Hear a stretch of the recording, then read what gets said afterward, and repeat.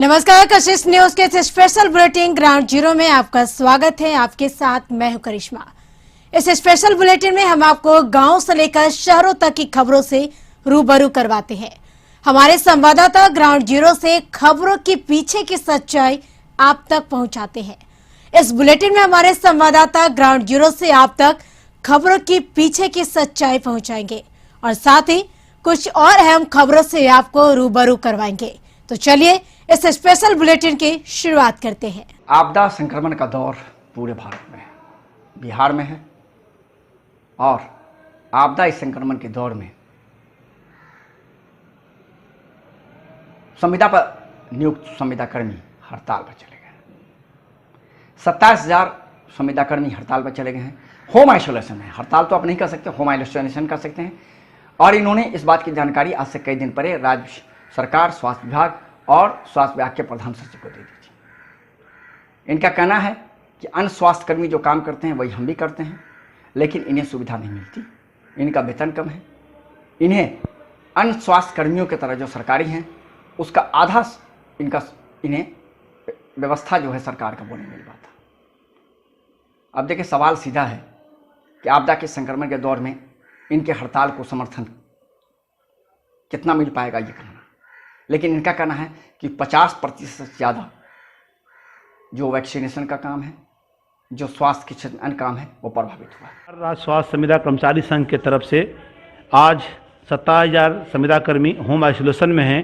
हमारी मांग कई वर्षों से है, हम 15 साल से संविदा पे काम कर रहे हैं। कई स्वास्थ्य मंत्री बदल गए और हमारे पूर्व में स्वास्थ्य मंत्री पिछले 20 में उसने हमारी मांग को, जायज़ मांग को ठहराते हुए कमेटी बनाया था कि 15 दिन में इसका रिपोर्ट देकर अनुपालन कराएंगे। न वेतन सही से मिल पाता है और न वेतन सम्मानजनक है। इस मांगों के लिए हम लोग होम आइसोलेशन में हैं।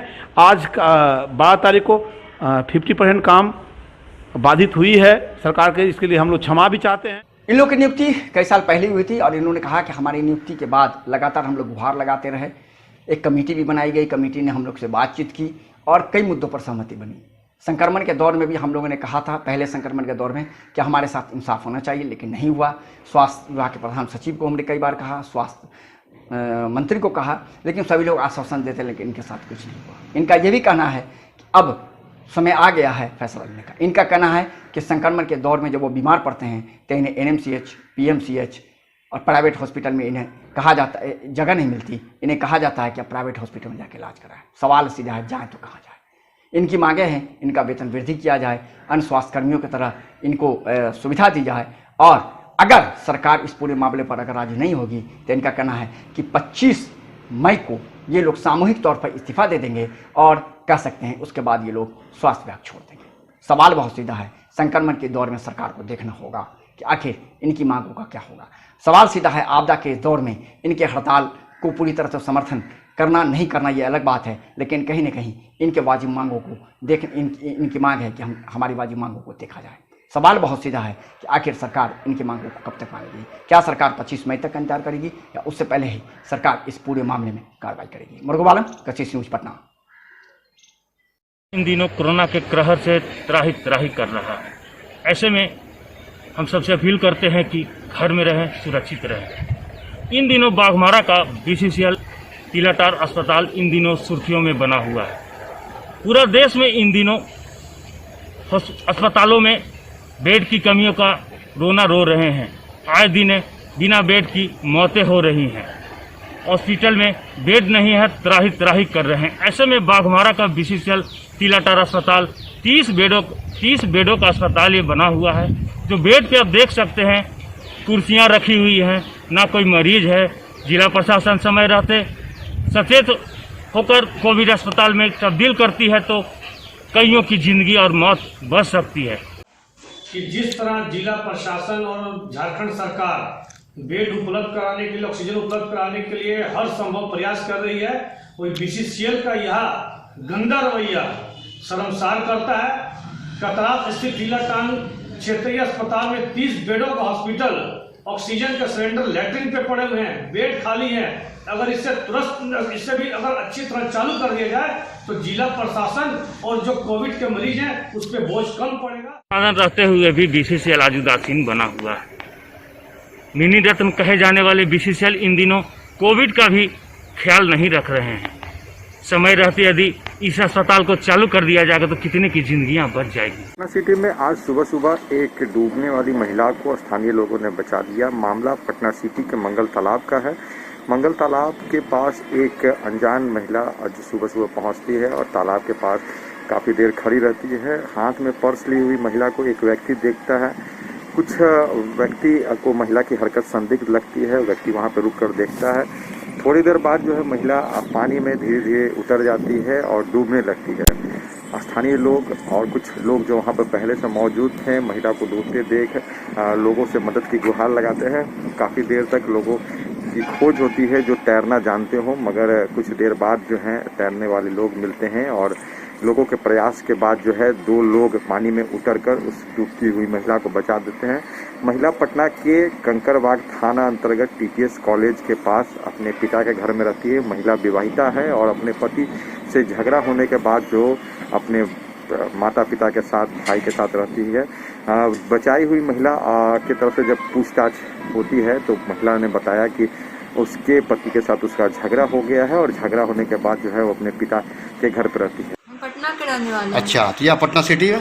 हाँ, पटना सिटी में आए हैं, मतलब कि भाई घर से निकाल दिया था इसीलिए। अच्छा, यहाँ पुलिस को कंप्लेंट किए हैं। हाँ, वही इसके सिलसिले में है। हाँ। नहीं ये आप मंगल तालाब पे क्या कर रहे थे? मंगल तालाब पे तो ऐसे आए थे, निकाल दिया था तो मरने आए थे। अच्छा, तो कई कुछ लोगों ने बचा लिया और हाँ। यहाँ ले आए बचा कर। पापा क्या करते हैं? पापा इंस्पेक्टर है। अभी भी हैं कि रिटायर कर रहे हैं? रिटायर्ड इंस्पेक्टर है। क्या नाम है उनका? जसवंत साहब। क्या मांग रखते हैं, क्या चाहती हैं? हाँ? प्रशासन से क्या मांगते हैं? प्रशासन से मांगते हैं हमको मेरे भाई से दूर रखिए, हमको डर लगता है उससे बहुत। भाई क्या करता है? भाई वकील है, बहुत हाई टेम्पर का है, बहुत गुस्सैल है, बहुत गुस्सैल टाइप का है। मुझसे पढ़ाई वगैरह हो नहीं पाता है, सब दिमाग से निकल जाता है। आते जाते सब डर लगता है बहुत। महिला का पिता रिटायर्ड पुलिस कर्मी है और जो कहा जा सकता है कि महिला का कहना है कि उनके भाई के द्वारा जो है जो वकील हैं उन्हें प्रताड़ित करते रहते हैं।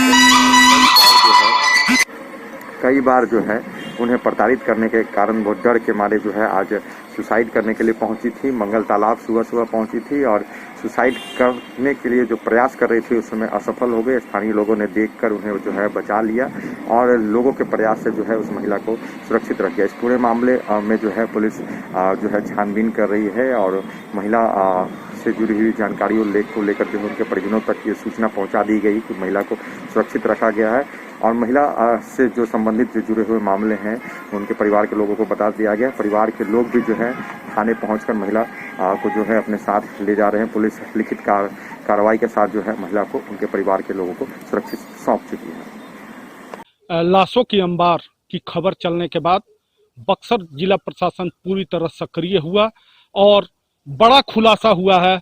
उत्तर प्रदेश की तरफ से बिहार की सीमा में 100 प्रवाहित होकर के आते हैं। इसका खुलासा देर रात जिस तरह से एक व्यक्ति को पकड़ा गया और उसके द्वारा बताया गया कि उत्तर प्रदेश के प्रशासन के कहने पर वह उत्तर प्रदेश की सीमा से बिहार की सीमा में 100 प्रवाहित करते हैं। वहीं बिहार और उत्तर प्रदेश के बीच जिस तरह से गंगा नदी में सीमांकन किया गया है, महाजाल लगा करके कर्मनासा और गंगा नदी के पास जो उत्तर प्रदेश की सीमा है वहां पर महाजाल लगाया गया है। जिला प्रशासन बक्सर द्वारा 24/7 गंगा नदी में पेट्रोलिंग की व्यवस्था की गई है। उसके बाद यह मामला सामने आया है कि उत्तर प्रदेश की तरफ से जो 100 प्रवाहित होकर के आ रहे थे। चौकी वाला बोला? 12 चौकी वाला बोला। तो अभी तक कितना लाश को तुम नदी में ले गए? अभी फिलहाल में आए हैं 6 लाख बिगे हैं। 6 लाख बिगे हो? जी सर। बीच नदी में? जी सर। अच्छा, अभी तो फिर बिग रहे थे तो आप लोग आ गए। हम लोग जो है वहाँ के जो डिस्ट्रिक्ट एडमिनिस्ट्रेशन है उनको भी हम लोगों ने पत्र लिखा है। डिस्ट्रिक्ट मजिस्ट्रेट बलिया से मेरी बात भी हो गई है और जो डीएम गाजीपुर से है उनसे उनको कॉल किया है लेकिन बात नहीं हो पाई है।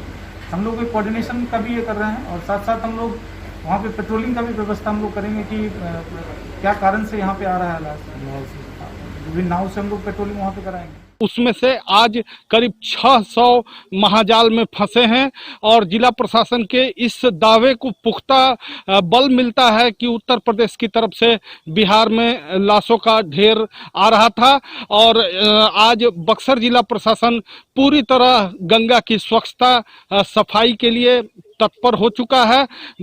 चौसा से लेकर के बक्सर जिले के बिहार घाट सीमा तक, नैनीजोर की सीमा तक पेट्रोलिंग की व्यवस्था की गई है। 24/7 मजिस्ट्रेट तैनात हैं गंगा नदी में और लगातार यहाँ पर सुरक्षा की व्यवस्था के साथ साथ कोई मवेशी या लोग अपना शव प्रवाहित गंगा में न करें, इसके लिए चौकसी बढ़ा दी गई है। बबलू उपाध्याय, कशिश न्यूज, बक्सर। बोकारो में जिस तरह से कोरोना की लहर तेजी में बढ़ते जा रहा है, कोरोना संक्रमण की संख्या बढ़ते जा रहा है, लेकिन लोग जो है मानने को तैयार नहीं है। यह नज़ारा बैंक ऑफ इंडिया, चास के बैंक ऑफ इंडिया की है, जहां पे लोग घर से निकलकर पैसा लेने के लिए आए हैं। लोग टोकन लेके बाहर में खड़े हैं और बैंक कर्मी जो है गार्ड गेट पर खड़े हैं, लेकिन बैंक के द्वारा किसी तरह का कोई व्यवस्था नहीं किया गया। न तो सैनिटाइज का व्यवस्था की गई है, न घेरा व्यवस्था की गई है, न जो है बांस से जो घेरा जाता है उसकी व्यवस्था की गई। तो जिस तरह से लोग जो है गांव से पैसे लेने के लिए यहाँ आए हैं और जो गरीब लोग हैं, वृद्धावस्था में लोग हैं, लोग लाइन लगा करके टोकन लगा करके ले करके बैठे हुए हैं। तो कहीं ना कहीं जिस तरह से 2 घंटे से 4 घंटे के लिए बैठे हुए हैं, उन अपना नंबर का इंतजार कर रहे हैं। तो लोगों में अभी भी भय नहीं है। लोगों की कोरोना संक्रमण से बोकारो में कई मौतें हो चुकी है, लेकिन लोग जिस तरह से रोज सड़क पे आ रहे हैं, अपने काम कर रहे हैं, भीड़ जो है, भीड़ को किसी तरह से कोरोना संक्रमण से डर नहीं रहे हैं। तो कहीं ना कहीं लोग जो है कोरोना संक्रमण से हट करके चल रहे हैं और जिस तरह से बैंकों में भीड़ है, इससे जिला प्रशासन को सोचने की आवश्यकता है और भीड़ को हटाने की आवश्यकता है। पैसा लेना, एकदम पैसा है नहीं पैसा उठाने के लिए।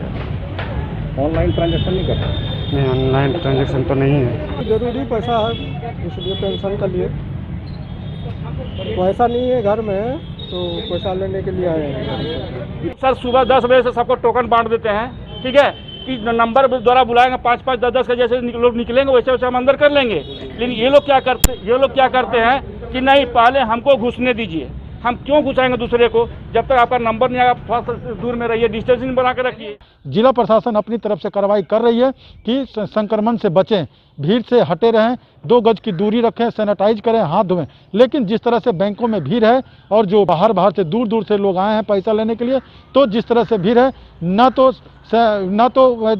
किसी तरह का कोई व्यवस्था की गई है। तो कह सकते हैं हम कि जिस तरह से लोग जो है संक्रमण को निमंत्रण दे रहे हैं और संक्रमण आ करके कोरोना जो है जिस तरह से भयभीत है लोग जो है, जिला प्रशासन अपने तरफ से कार्रवाई करती है, लेकिन जिस तरह से बैंक के लोग बाहर में खड़े हैं, इससे हम कह सकते हैं कि कोरोना संक्रमण को लोग न्योता दे रहे हैं कि कोरोना संक्रमण हमारे घर में आए और हम मौत के मुंह के काल में समा करके जो है मौत के मुंह के काल में समा जाएं। इससे हम देख सकते हैं कि जिस तरह से, और ये जब कशिश अपील करती है कि घर में रहें, जब काम नहीं रहे तो घर से ना निकलें, तो हम कह सकते हैं कि जिला प्रशासन अपनी तरफ से कार्रवाई करती है, लोग मानने को तैयार नहीं है। कशिश के लिए संजीव कुमार, बोकारो। फिलहाल यहाँ रुकते हैं एक छोटे से ब्रेक के लिए। ब्रेक के बाद भी ग्राउंड जीरो से हमारी ये खास रिपोर्ट जारी रहेगी।